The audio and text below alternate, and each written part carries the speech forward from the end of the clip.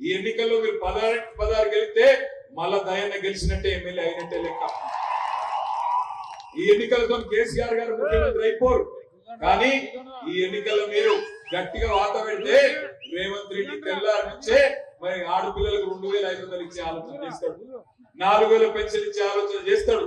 లేకపోతే ఆయనకు అర్థమవుతుంది, ఓహో చాలా కోపం ఉన్నారు తొర్రూరోళ్ళు, మరి పిస చేస్తే మంచిగా కాల్చి పెడతారు ఎక్కడికెళ్ళి వాత అని భయం పట్టుకోవాలి. దయచేసి ఆలోచన చేయండి, ఆగం కాకండి.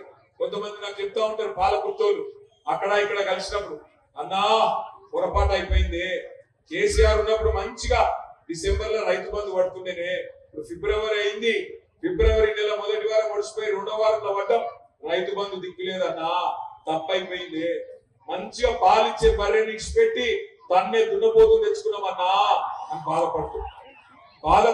కరెక్టే, మోసం జరిగింది కరెక్టే, కానీ ఒక్కసారి ఒక తప్పు ఓటేస్తే శిక్ష 5 ఏళ్ళు, ఒక తప్పు ఓటేస్తే 5 ఏళ్ళు బాధపడతాం.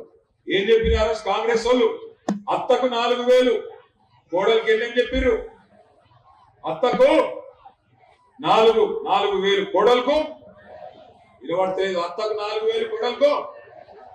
ఈ రాష్ట్రంలో ఏ అత్త కోడలు కన్నా పడ్డాయి ఆ పైసలు? ఒక్క పాలకృతిని అత్త కోడలు నడుస్తుంది.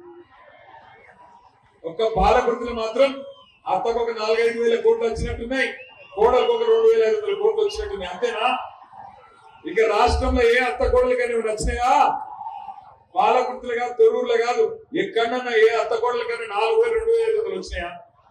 రేపు నలుగురు మంత్రులు వస్తురట, పెన్షన్ ఏమో 4,000 శాత కాదు కానీ 4 మంత్రులు వస్తురట. ఏం దిగరికి వస్తుండ్రు? ఏం చేసిండ్రు మీరు? సిగ్గుశరం ఉన్నదా?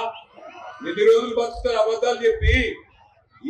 ఈపు చింతపండు చేసే టైం దగ్గరలోనే ఉన్నది కాంగ్రెస్ పార్టీలో.